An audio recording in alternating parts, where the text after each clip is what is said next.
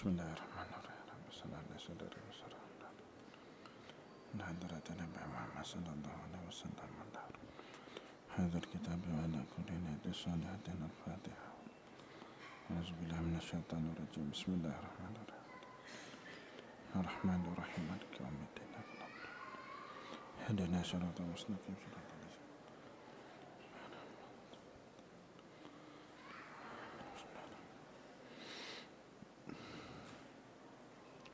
Bismillahirrahmanirrahim. Assalamualaikum warahmatullahi wabarakatuh.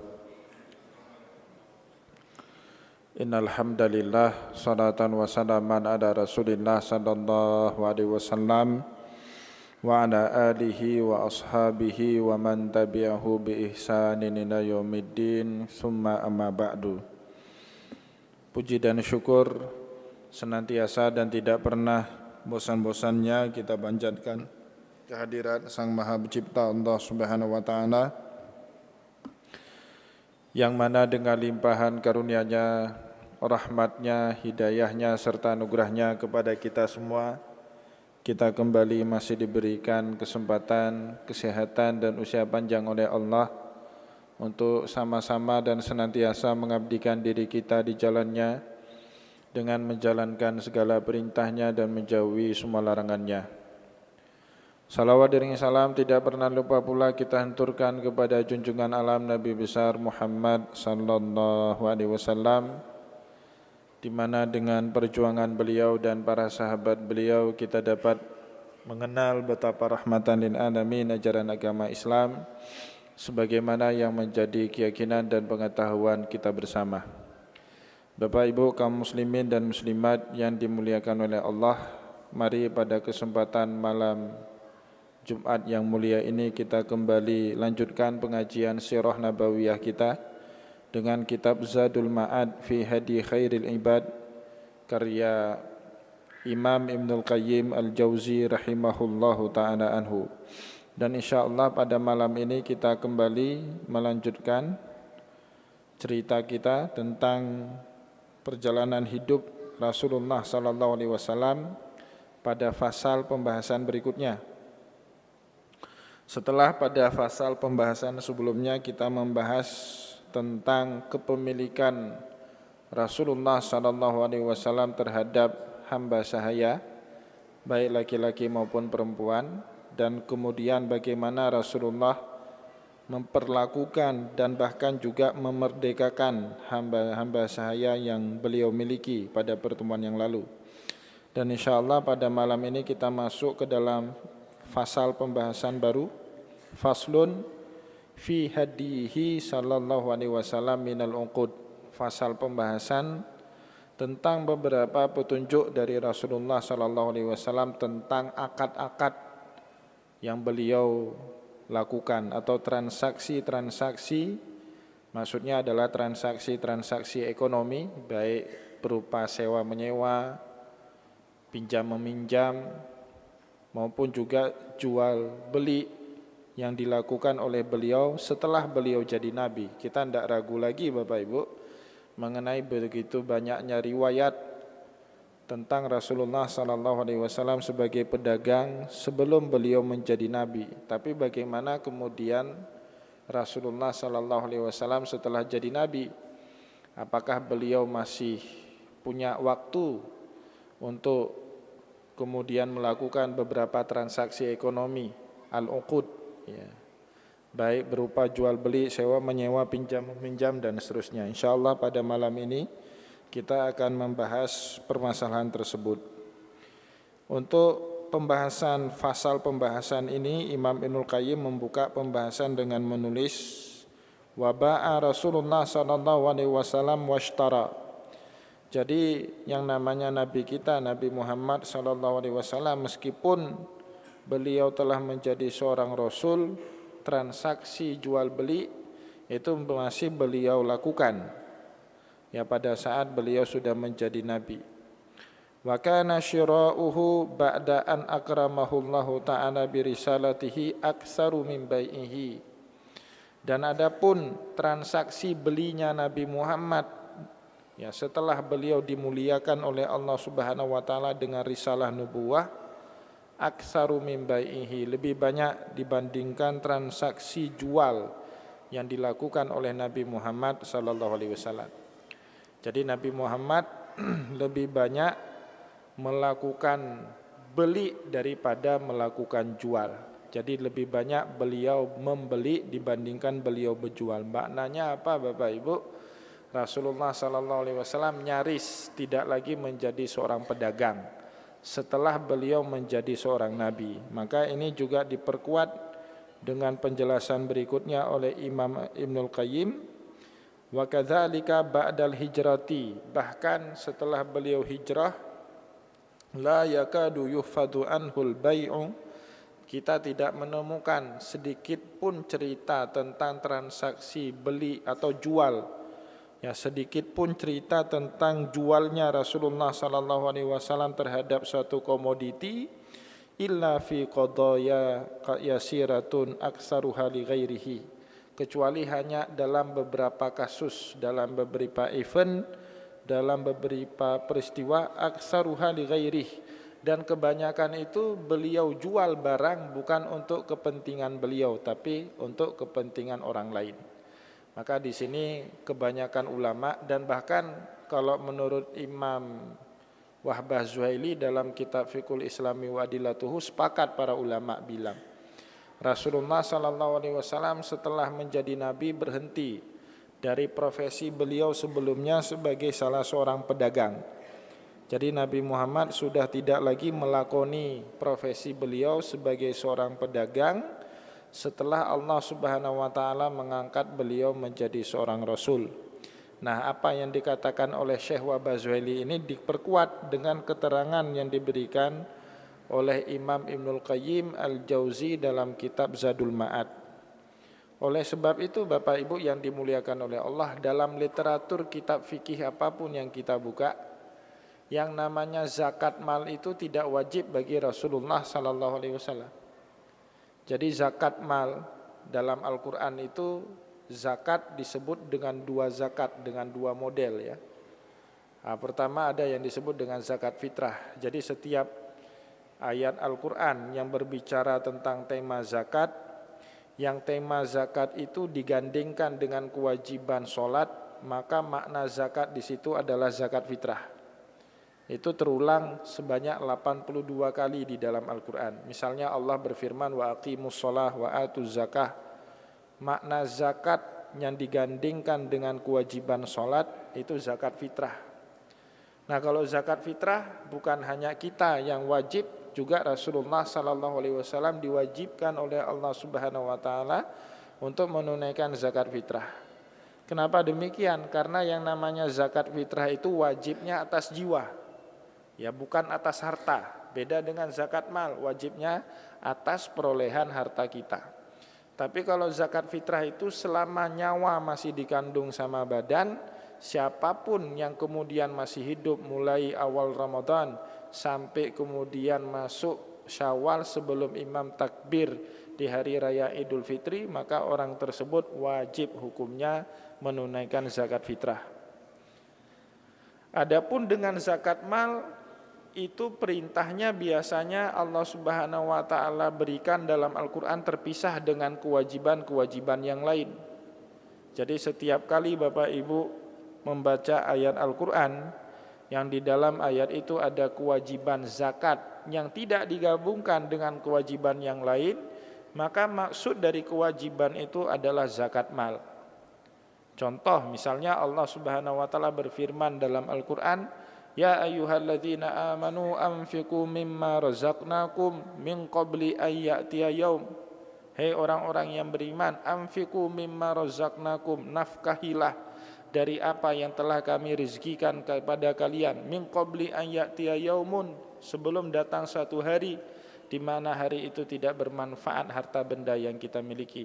Maka maksud daripada yang harus kita nafkahi itu bukanlah zakat fitrah, tapi kewajiban bagi kita mengeluarkan zakat dari kepemilikan kita terhadap harta benda atau yang kita sebut dengan zakat mal. Begitu juga misalnya Allah Subhanahu wa taala berfirman, ya ayyuhalladzina amanu anfiqu min thayyibati ma kasabtum wa mimma akhrajna lakum minal ard. Dalam ayat itu cuma satu kewajibannya, zakat. Ya ayyuhalladzina amanu anfiqu min thayyibati ma kasabtum. Hai orang-orang yang beriman, keluarkanlah atau nafkahilah setiap hasil usaha dari kalian, wa mimma akhrajna lakum minal ard, dan apapun yang kalian keluarkan dari perut bumi.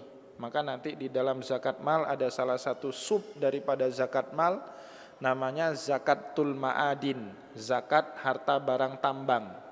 Emas ada zakatnya, perak ada zakatnya, minyak ada zakatnya, batu bara itu ada zakatnya, semua yang kita keluarkan dari perut bumi itu ada nisab-nisab, ada kadar-kadar yang wajib kita zakati.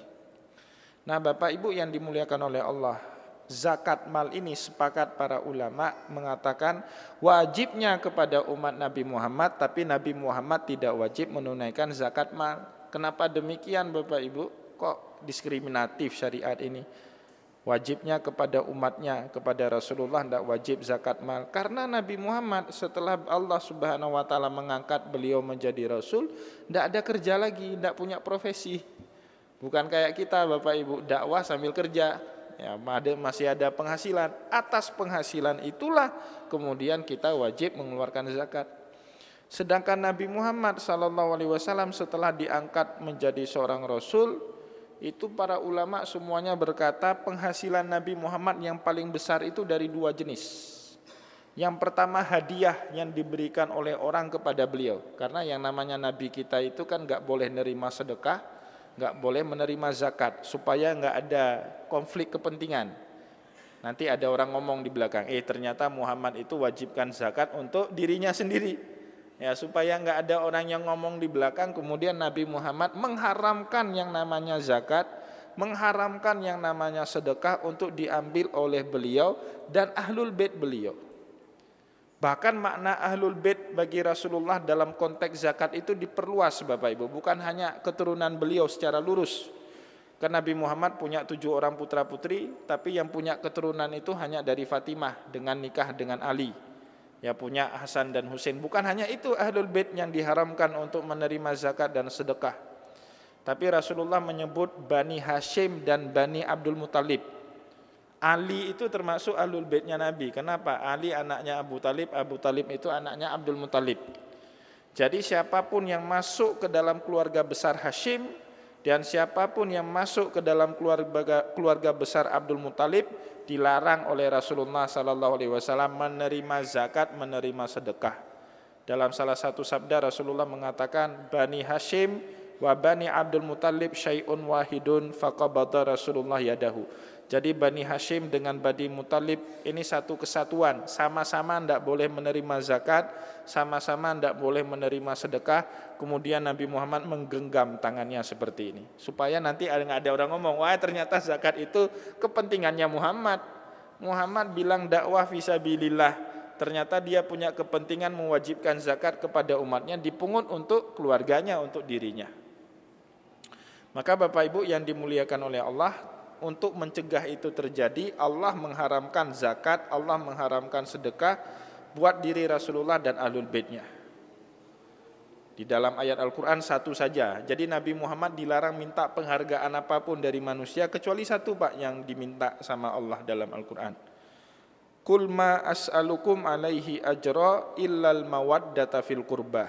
Katakan Muhammad kepada umatmu, kepada sahabatmu, ma as'alukum alaihi ajra. Aku tidak meminta kompensasi atas dakwah yang dikerjakan oleh Rasulullah. Yang diminta satu saja sama Rasul, illal mawaddata fil qurba, kecuali kita ini umatnya wajib hukumnya menghormati ahlul baitnya Rasulullah sallallahu alaihi wasallam. Itu makna illal mawaddata fil qurba. Itu yang diharapkan oleh Rasulullah. Jadi kita itu Bapak Ibu, sebagian ulama mengatakan kalau salawat saja kepada Rasulullah tidak melibatkan wa ala ali sayyidina Muhammad itu batal salawatnya. Kenapa kok bisa batal? Tadi ayatnya ngomong seperti itu. Jangan hanya menghormati Rasul, tapi juga hormati keluarganya Rasulullah sallallahu alaihi wasallam, ahlul baitnya Rasulullah sallallahu alaihi wasallam. Maka setiap salawat yang kita lantunkan itu pasti ada wa ala ali sayyidina Muhammad. Ya, dalam sholat juga kita sebut itu. Bahkan wa ala ali Sayyidina Ibrahim. Jauh lagi ke datuk-datuknya Nabi Muhammad, Nabiullah Ibrahim alaihissalam. Nah, seperti itu. Maka oleh karena itu, karena Rasulullah tidak punya penghasilan, jadi penghasilan terbesar Nabi itu diceritakan oleh para ulama fikih di dalam kitab-kitab fikih hanya dua saja. Yang pertama dari hadiah, orang kasih banyak hadiah ke beliau. Pada cerita pada pertemuan yang lalu kan kita sudah sebut Nabi Muhammad itu punya 100 ekor kambing. Jadi tidak pernah jumlah kambing Nabi Muhammad itu bertambah lebih daripada 100 ekor. Setiap kali ada orang kasih sedekah, sehingga jumlah kambing Nabi Muhammad 101, 102, pasti itu langsung disembelih oleh Nabi Muhammad. Yang namanya hadiah ini Bapak Ibu tidak kena sedekah, tidak kena zakat. Ya, orang kasih hadiah kepada kita, mana ada kena yang namanya zakat. Itu yang pertama ya. Yang kedua, Nabi Muhammad SAW penghasilannya itu dari rampasan perang Bapak Ibu. Wa'lamu annama ghanintum min syai'in fa anna lillahi khumusahu wa lirasul. Ketahuilah setiap harta ghanimah yang kalian peroleh dari suatu peperangan, maka 1/5 daripada ghanimah itu untuk kepentingan Allah dan Rasulnya. Jadi Nabi Muhammad punya dua sumber ini. Yang namanya ghanimah pun Bapak Ibu enggak kena zakat. Ghanimah itu kan pemberian agama sebagai bentuk apresiasi Allah Subhanahu wa taala kepada siapapun yang sudah berkenan mengorbankan nyawa dan hartanya di jalan Allah Subhanahu wa taala. Diapresiasilah. Bagaimana bentuk apresiasinya? Boleh merampas harta benda yang dimiliki oleh orang kafir yang kita perangi. Maka enggak ada yang namanya zakat. Oh, saya dapat ghanimah banyak. Misalnya dapat harta ghanimah 10 M. Apakah ada zakat 2,5% di situ? Enggak ada, Pak. Maka disitulah para ulama kemudian ittifaq, sepakat semuanya. Yang namanya Nabi Muhammad SAW tidak ada yang namanya kewajiban untuk menunaikan zakat mal. Tapi kita Bapak Ibu karena punya kerja ya wajib zakat mal. Nah saya Ustadz belum punya kerja, belum punya penghasilan. Ya sama kayak Nabi Muhammad nggak wajib zakat mal. Saya Ustadz pengangguran, baru wisuda kemarin, jadi pengangguran langsung. Ya maka sambung S2 saya bilang. Untuk menyelamatkan status ya itu perlu juga sambung S2 sambil dapat kerja gitu kan. Tapi saya sudah punya penghasilan sebulan 10 juta, wajib zakat. Nabi Muhammad kenapa enggak wajib zakat? Ya karena beliau enggak punya profesi.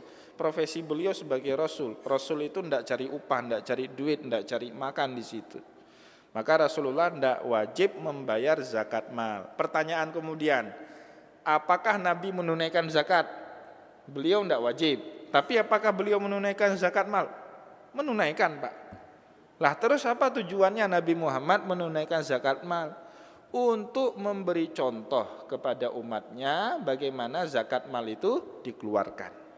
Cerita kita pada pertemuan yang kemarin, Nabi Muhammad selalu mengeluarkan 1 ekor kambing. Karena kan nisab hewan ternak terutama kambing per 40 ekor kambing sampai 120 ekor kambing wajib mengeluarkan 1 ekor kambing. Itu dikeluarkan sama Nabi.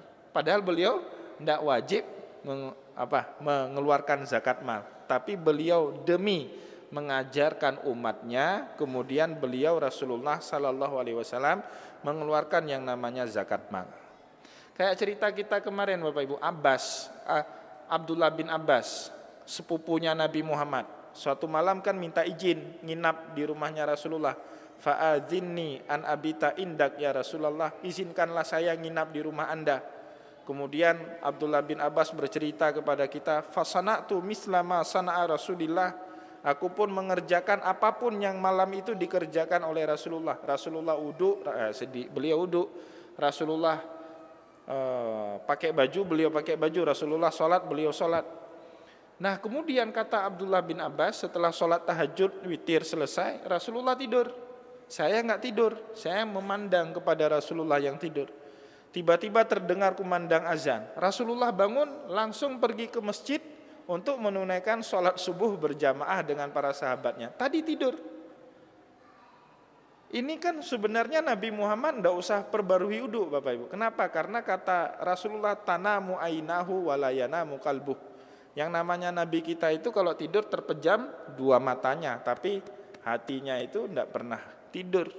Maka Nabi Muhammad kalau tidur bangun tidak usah beruduk lagi karena memang sudah punya uduk, masih punya uduk dari uduk beliau dari uduk malamnya, dari uduk salat isyanya. Tapi Bapak Ibu, seringnya Nabi Muhammad kembali beruduk. Sebelum sholat subuh Nabi Muhammad beruduk balik. Seringnya seperti itu, sesekali beliau nggak uduk. Tujuannya kenapa? Padahal kan Nabi Muhammad tidurnya nggak membatalkan uduk, karena yang tertutup itu cuma dua mata beliau saja. Tujuannya untuk memberi contoh kepada umat, jangan salah paham nanti. Oh berarti kalau tidur kita ndak usah memperbaharui uduk, bukan seperti itu pemahamannya. Nah, diberilah contoh. Jadi Nabi Muhammad dalam rangka mengajari umat, sering sekali beliau melangkahi kekhususan yang telah Allah Subhanahu wa taala berikan kepada beliau. Zakat mal enggak wajib, tapi beliau juga tunaikan. Uduk Rasulullah enggak batal kalau tidur, tapi beliau tetap memperbaharui uduk dalam rangka mengajarkan untuk umatnya. Di sini Bapak Ibu yang dimuliakan oleh Allah diberikan contoh ya oleh Imam Ibnul Qayyim bagaimana Rasulullah menjual komoditi atau benda-benda barang setelah beliau menjadi rasul, menjadi nabi. Kabaihi al-qadha wal hilsa fi man yazid, seperti Rasulullah sallallahu alaihi wasallam menjual al-qadhu itu apa ya? Wadah yang biasanya digunakan untuk menaruh air, ya, cangkir lah boleh kita bilang. Itu dalam bahasa Arabnya al-qadhu wal hilsu. Hilsu itu biasanya permadani yang diletakkan di atas hewan tunggangan sebelum kemudian diletakkan pelanah. Jadi kan orang dulu itu kalau bangsawan, kudanya itu diletakkan permadani Pak di atasnya, baru di atas permadani itu diletakkan pelanah. Nah, sehingga hewannya itu seperti punya pakaian. Nah, itu namanya al-hilsu dalam bahasa Arab ya, fiman yazid, kepada siapapun yang membutuhkan. Jadi Nabi Muhammad membantu sahabatnya menjual. Ada sahabat punya komoditi apa misalnya, gelas, ya Rasulullah saya enggak laku-laku gelas ya. Dibantu sama Nabi. Udah, sini gelas kamu, sini produk kamu bawa kemari, saya bantu jual. Ini siapa yang mau beli? Nah, Nabi Muhammad bantu itu. Apa bahasa sekarang? Endorsement. Maka Bapak Ibu kalau punya produk bawa kemari, saya promosi. Besok malam kalau boleh itu kan airnya produk lokal, air minum kita. Taruh Bapak Ibu di sini, ada kamera di situ. Secara tidak langsung kan itu promosi. Nah, orang yang senang mempromosikan barang orang lain ternyata itu adalah sunnahnya Rasulullah Sallallahu Alaihi Wasallam. Tapi kalau zaman sekarang promosi itu ada tarifnya Pak. Tergantung jumlah followersnya berapa, subscribernya berapa kan. Makin banyak ya makin mahal. Kalau Nabi Muhammad dulu tidak punya kompensasi apapun, murni beliau ingin membantu sahabatnya yang punya banyak produk tapi punya kelemahan dalam marketing, dalam mendagangkan barang-barang tersebut, dibantu sama Rasulullah Sallallahu Alaihi Wasallam. Ya kalau Nabi yang jual kan sahabat ya pasti ambil. Saya yakin kalau malam ini Nabi Muhammad duduk sini, ya siapa yang mau beli ini? Bapak Ibu rebutan, meskipun harganya nggak masuk akal, rebutan kita beli. Itu persis Bapak Ibu, dulu ada sahabat Nabi, dia terjerat sama utang banyak, sehingga Nabi Muhammad sering melihat dia duduk-duduk malas di masjid. Maka hutang itu kan kalau dalam doa Nabi itu disebut ghalabatud dain, dia menjerat jiwa kita Pak. Kalau orang punya utang itu menjerat jiwa, pikiran kita terjerat sama orang itu, tertambat, tertaut pikiran kita orang itu terus itu. Maka kemudian Rasulullah Sallallahu Alaihi Wasallam ngajarin dia doa kan, Allahumma inna na'udzubika minal hammi wal adha wa na'udzubika minal bukhli wal jubni wa na'udzubika min ghalabati daini wa qahri rijal. Doa itu disuruh amalkan sama Nabi. Kemudian Nabi juga tanya, kamu punya keahlian apa? Saya ya Rasulullah, satu keahlian saya apa? Nebang kayu, yang kemudian kayu itu dijual untuk menjadi kayu bakar ya, untuk kayu bakar orang masak atau menghangatkan badan di musim dingin. Kemudian Nabi Muhammad panggil sahabat-sahabat yang kaya, kamu punya kapak? Enggak. Abu Bakar modalin orang ini, kasih kapak. Ya, dimodalin kasih kapak, kemudian orang itu berhasil nebang kayu, setelah tebang dipotong kecil-kecil, dia juga punya kesulitan. Ya Rasulullah, ini saya sudah punya beberapa karung kayu, tapi saya punya kesulitan untuk menjualnya. Diambil sama Nabi. Ayo, siapa yang butuh kayu bakar, saya punya itu barangnya. Nah, dibantu jual. Nah, yang seperti ini sering dilakukan atau dilakoni oleh Nabi Muhammad setelah beliau menjadi Rasul. Bukan dalam makna pedagang profesional, itu udah beliau tinggalkan. Jadi kalau beliau dagang profesional, kapan ngurus agama, Bapak Ibu, kan? Udah itu selesai. Maka banyak sekali harta-harta Khadijah. Ya, dulu kan Sayyidah Aisyah, kita sering cerita dalam pengajian Sirah Nabawiyah ini, Sayyidah Aisyah sering sekali termakan api cemburu dengan Khadijah, karena Nabi Muhammad memang pikirannya nggak bisa lupa sama Khadijah. Sampai-sampai kan Sayyidah Aisyah berkata itu, ya Rasulullah, Allah sudah kasih engkau ganti perempuan yang jauh lebih cantik daripada wanita tua yang gusinya merah itu kan, disebut-sebut sama Khadijah. Itu ada di dalam cerita Sahih Bukhari dan Muslim. Apa jawaban Rasulullah itu? Saya nggak mungkin lupa Khadijah, karena dialah satu-satunya orang yang menerima saya saat orang lain memusuhi saya. Dan dia satu-satunya orang yang mau memberikan apapun harta yang dia miliki di saat orang lain itu tidak mau membantu saya. Nggak mungkin Nabi Muhammad itu bisa melupakan Khadijah. Maka harta Khadijah yang banyak itu Bapak Ibu habis semuanya untuk kepentingan dakwahnya Nabi. Tidak tersisa itu harta Khadijah radhiyallahu anha untuk kepentingan agama Rasulullah sallallahu alaihi wasallam. Maka wajarlah Nabi Muhammad sallallahu alaihi wasallam tidak pernah memadu Khadijah seumur hidupnya.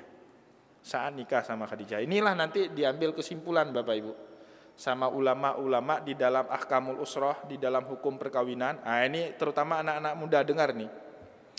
Kalau kita bangun keluarga dengan istri kita dari nol, sama-sama nggak ada apa-apa, bangun bersama, cari uang bersama, punya rumah dari keringat bersama, punya mobil dari keringat bersama, jangan pernah maduin istri kita ini.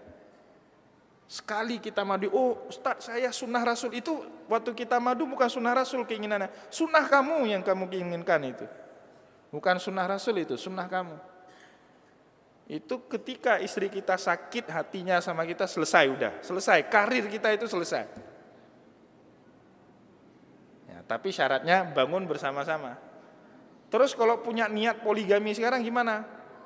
Ini yang adik-adik laki-laki ini harus kaya terlebih dahulu, sudah mapan, punya rumah, punya mobil, nikah sama istri ya. Istrinya nggak punya daya tawar apa-apa karena kita sudah mapan. Nah itu kalau kita poligami untuk kedua kalinya, insya Allah di dalam ahkamul usrah seperti itu. Ya kenapa sekarang banyak orang poligami itu gagal? Padahal kan seharusnya nggak boleh gagal Pak, itu sunnah Rasul, nggak boleh gagal orang. Ya karena tadi berlaku hukum sunnatullahnya, kita menyakiti istri kita pertama itu, padahal bangunnya dari nol. Tiba-tiba sudah kita jaya, kita tendang istri kita nikah lain lagi. Itu bukan sunnah Rasul, itu sunnah diri kita itu. Bukan sunnah Rasul itu ya.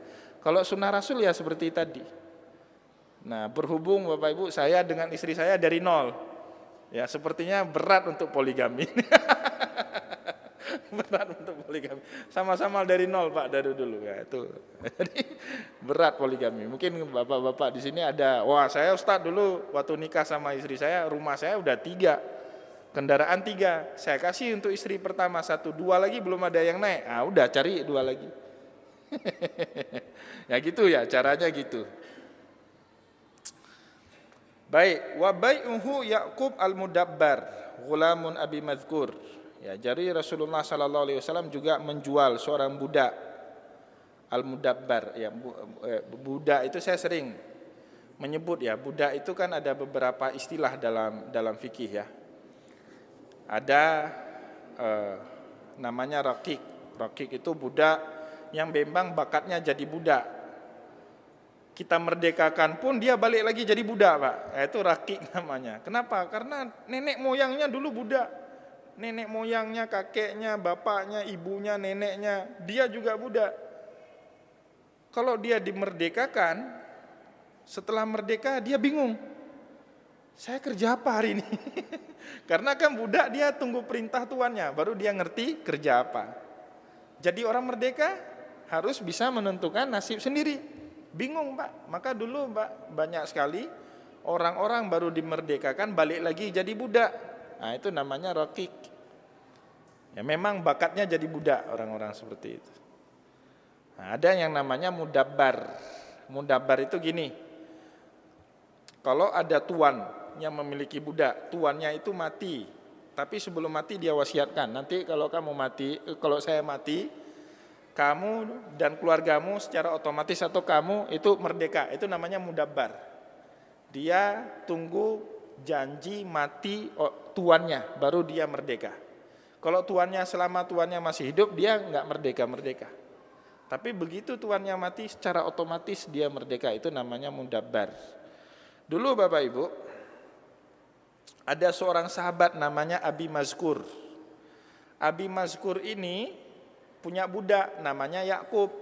Ya, jadi sahabat Nabi itu ya, Abi Mazkur itu namanya seorang sahabat Nabi. Beliau punya budak. Budak yang sudah dijanjikan sama dia. Jadi dia janji sama budaknya, maka disebut Yakubul Mudabbar. Si Yakub budak yang sudah punya janji dengan tuannya. Siapa tuannya Yakub? Namanya Abi Mazkur. Apa janjinya? Kalau Abi Mazkur ini meninggal dunia, maka Yakub ini merdeka dengan otomatis. Tapi di lain pihak, Abi Mazkur ini punya utang dengan Rasulullah SAW. Dia punya utang. Maka terjadilah akad hiwalah. Hiwalah tahu Bapak? Peralihan utang. Misalnya gini, saya punya utang sama Pak Irwandi. Jangan saya lah, Pak Irwandi punya utang sama saya. Tapi gini Bapak Ibu, ini jangan salah persepsi juga. Kadang-kadang utang itu baik. Jadi Nabi Muhammad kadang-kadang tanpa sebab beliau berutang kepada Utsman. Panggil Sa'ad bin Abi Waqqas, Sa'ad saya butuh duit, pinjamlah duit. Dikasih duit sama Sa'ad. Kadang-kadang beliau panggil Zubair bin Awam, kamu Zubair bin Awam kemari, saya boleh pinjam duit kepada, ya Rasulullah buat apa engkau, saya kasih aja, enggak saya pinjam. Itu di dalam kitab-kitab Sahih Bukhari dan Muslim diceritakan Nabi Muhammad terkadang dengan sahabat-sahabat tertentu beliau senang berutang. Setelah dicek sama ulama hadis apa tujuan Nabi Muhammad SAW berhutang dengan sahabat-sahabat tertentu, beliau ingin membangun komunikasi yang intim dengan sahabat-sahabat itu. Kita Pak kalau berhutang seperti cerita tadi, itu kan terikat dengan orang yang memberikan hutang sama kita. Pikiran kita selalu ke dia, waduh ini sudah jatuh tempo, itu ada bayangan wajah dia itu, debt kolektornya udah ada itu. Jadi kadang-kadang Bapak Ibu, Nabi Muhammad tujuan berhutang itu bukan karena beliau butuh duit atau butuh harta, bukan. Tapi beliau ingin membangun komunikasi atau silaturahim yang lebih intim dengan sahabat-sahabat tertentu. Ya maka utang itu jangan selalu dimaknakan negatif Pak, salah. Ya besok kalau saya pinjam duit berarti saya kepingin hubungan positif sama Bapak ya, enggak usah ditolak Pak. Tapi 1 M saya minta. Jadi Nabi Muhammad gitu Pak. Minta duit bukan minta karena beliau butuh duit, enggak. Pinjam supaya beliau selalu teringat kepada sahabat itu. Nah itu caranya Nabi Muhammad. Maka itu nanti diamalkan oleh khalifah ya Umar gitu juga itu. Umar sering betul berutang sama Abdullah bin Abbas. Padahal Abdullah bin Abbas anak kecil waktu itu, usianya 16-18 tahun. Tujuannya apa? Beliau ingin terpaut batinnya dengan sepupu Nabi Muhammad itu, Abdullah bin Abbas, berutang beliau. Tapi Bapak Ibu tidak boleh minta utang sama saya. Saya boleh, Bapak Ibu jangan. Jadi Bapak Ibu hiwalah itu gini, misalnya Pak Wandi punya utang sama saya, ya utangnya atau saya berutang sama beliau ya 1 juta, misalnya saya pinjam duit sama beliau 1 juta rupiah. Ya setelah saya pinjam duit sama beliau, beliau ternyata berutang dengan Walid. Ya Pak Irwandi punya utang sama Walid 1 juta juga. Pak Irwandi suatu hari datang ke saya, Ustadz nanti duitnya Ustadz pinjam sama saya itu enggak usah Ustadz bayar sama saya, bayar sama Walid aja. Itu namanya hiwalah ya. Jadi Abi Mazkur itu punya utang sama Rasul, enggak sanggup bayar. Ya, akhirnya punya budaknya kemudian dijual sama Rasulullah sallallahu alaihi wasallam. Nah, sebelum dijual sudah diakad sama Rasul dengan orang yang membeli. Ini budak ini begitu tuannya meninggal dia merdeka. Oke, transaksi jual. Nah, itu. Jadi Nabi Muhammad sallallahu alaihi wasallam melakukan transaksi jual beli ya, dan bahkan jualnya lebih banyak dibandingkan belinya. Wa bai'uhu abdan aswadun bi abdaini. Jadi Rasulullah sallallahu alaihi wasallam juga menjual seorang hamba kulit hitam sebagai ganti dengan 2 orang hamba yang lainnya. Nah, itu cerita tentang jual belinya Nabi Muhammad. Wa amma syira'uhu fakasirun. Begitu juga belinya Nabi Muhammad banyak juga, meskipun tidak sebanyak dengan jual. Wa ajirun, begitu juga Nabi Muhammad mengupah orang. Ya, seperti siapa itu? Abdullah Al-Uraiki ya, Abdullah Al-Uraiki kalau saya nggak salah sebut nama. Itu beliau menyewa sebelum Nabi Muhammad sallallahu alaihi wasallam hijrah ke kota Madinah, beliau kan menyewa orang sebagai navigator jalan dari Mekah menuju Madinah. Nah, jadi mengupah. Nabi Muhammad kadang-kadang ngupah orang. Begitu juga bekam. Nabi Muhammad ngupah orang. Siapa kalian yang bisa bekam saya? Nah, diupah sama Nabi Muhammad. Itu ajirun. Wa istijarun, atau kadang-kadang Nabi Muhammad bekerja sama orang lain diupah. Jadi Nabi Muhammad setelah jadi nabi kadang-kadang beliau mengupah orang, kadang-kadang beliau kerja sama orang, Pak. Nah, coba Bapak Ibu bayangkan ya. Bahkan bukan hanya Nabi Muhammad ya, Musa pun Bapak Ibu dalam cerita Al-Qur'an diupah kan? Qala khaira man istajartal qawiyul amin. Jadi siapa namanya? Nabi Musa itu kenalan dengan 2 orang anak perempuannya Nabi Syuaib. Salah seorangnya senang sama Nabi Syuaib. Diundanglah makan ke rumahnya Nabi Syuaib malam itu. Kemudian perempuan yang senang kepada Nabi Musa ini bilang sama ayahnya, ya, qala khaira man istajartal qawiyul amin. Yang paling baik engkau menyewa tenaga orang itu orang yang kuat, lagi orang yang bisa dipercaya, maksudnya Nabi Musa. Akhirnya kan Nabi Musa kerja sama Nabi Syuaib. Qala inni uridu an unkihaka ihdabnatayya hataini ala an ta'jurani samaniyah hijaj. Kamu akan saya nikahkan dengan salah seorang dari putri saya, tapi kamu harus kerja dengan saya selama 8 tahun. Fa in atmamta ashran, kalau kamu punya keinginan kamu sempurnakan 2 tahun lagi sehingga jadi 10 tahun, famin indik. Nah, itu terserah kamu. Jadi kemudian Nabi Musa alaihissalam itu dipekerjakan oleh Nabi Syuaib. Status beliau nabi tapi kerja. Gitu juga Nabi Muhammad, ajirun wa istijarun. Nabi Muhammad kadang-kadang ngupah sahabat untuk satu kepentingan. Tapi dalam hal lain Rasulullah kerja juga untuk kepentingan keluarga beliau dan beliau sendiri. Ya. Wa istijaruhu aksarun min ijarihi. Bahkan Nabi Muhammad itu diupah itu lebih banyak ya dibandingkan beliau mengupah orang lain. Nah, ini maknanya apa? Nabi kita itu Bapak Ibu pekerja ya. Beliau enggak numpang tangan dari bantuan dari sahabatnya, bukan seperti itu mentalitas Nabi kita itu. Wa inna ma yufadhu anhu annahu ajara nafsahu qabla nubuwati fi riayatil ghanam. Yang banyak kita ingat dalam ingatan kita Bapak Ibu dalam sejarah kenabian, annahu ajara nafsahu, bahwasanya Nabi Muhammad bekerja untuk dirinya sendiri demi kompensasi dapat beberapa upah qabla nubuwati, sebelum beliau diangkat menjadi nabi, fi riayatil ghanam. Beliau mengembala kambing, itu cerita masyhur sekali, semua kita tahu itu. Wa ajara nafsahu min Khadijata fi safarihi bimaliha ila Syam. Begitu juga Nabi Muhammad sallallahu alaihi wasallam bekerja untuk kepentingannya Khadijah sebelum beliau nikah dengan Khadijah. beliau melakukan perjalanan jauh berdagang ke negeri Syam terhadap harta-hartanya yang dimiliki oleh Khadijah. Nah, jadi Nabi Muhammad SAW kadang-kadang beliau mengupah orang untuk melakukan suatu pekerjaan, atau bahkan beliau bekerja untuk kepentingannya sendiri. Menjelang beliau wafat, Bapak Ibu, ada cerita Nabi Muhammad SAW kekurangan bahan makanan. Maka beliau pergi ke salah satu kebun di pinggiran kota Madinah. Kebetulan ketuan kebun itu tidak kenal sama Nabi Muhammad. Beliau kemudian kerja demi 2 karung gandum. Nah, itu dalam cerita hadis ada. Jadi beliau kerja sama yang punya kebun kurma itu hanya untuk mendapatkan 2 karung gandum. Nah, itu upah ya. Upah Nabi Muhammad kerja itu 2 karung gandum. Ini maknanya Nabi Muhammad istijar. Oleh karena itu Nabi Muhammad sangat anti sama orang yang mengambil tenaga orang lain tapi tidak membayarkan upahnya. Itu marah besar Nabi Muhammad.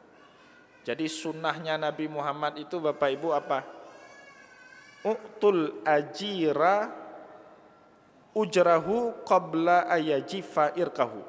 Berikanlah semua orang yang kalian pekerjakan sebelum kering keringat orang tersebut. Jadi kita nunda-nunda duit orang itu Bapak Ibu, kadang nilai uang itu berbeda. Orang butuh, ada orang kan kerja harian Pak, harian kerjanya, jadi uang harian bagi dia itu berharga. Kalau orang kerja harian, kita baru gaji dia 3 hari ke depan, nggak ada nilai lagi uang itu dibandingkan kita berikan cash pada hari itu. Atau kadang-kadang itu bahkan kualat bagi kita sendiri. Ada orang seharusnya kita bayar harian, kita tunda-tunda terus. 1 bulan atau setelah 2 bulan, orang yang seharusnya kita gaji harian nagih sama kita tidak punya duit. Pada saat itu kita spend sekali waktu uang kita ke orang tersebut. Boleh jadi itu juga akan mengganggu ekonomi kita. Maka fair kata Nabi Muhammad, kalau Anda pekerjakan seseorang, jangan pernah telat bayar upah orang tersebut sebelum kering keringat orang yang kalian pekerjakan. Itu etika bekerja yang diajarkan kepada kita oleh Rasulullah sallallahu alaihi wasallam. Insyaallah pada pertemuan yang akan datang kita bicara lagi beberapa transaksi yang lain yang pernah dilakukan oleh Nabi. Wa in kana al-aqdu mudharabah. Ya, akad mudharabah ini akad yang sering betul menjadi isu di dalam perbankan syariah, ya. Kemudian akad wakalah, bagaimana akad syarikahnya Nabi Muhammad, insyaallah pada pertemuan yang akan datang akan kita jelaskan. Semoga ada manfaatnya apa yang kita bahas pada malam ini. Saya mohon maaf jika ada kesilapan kata dan kesalahan sikap. Wallahu muwaffiq ila aqwamit thariq. Wa nasrun minallahi fatun karib. Wassalamualaikum warahmatullahi wabarakatuh.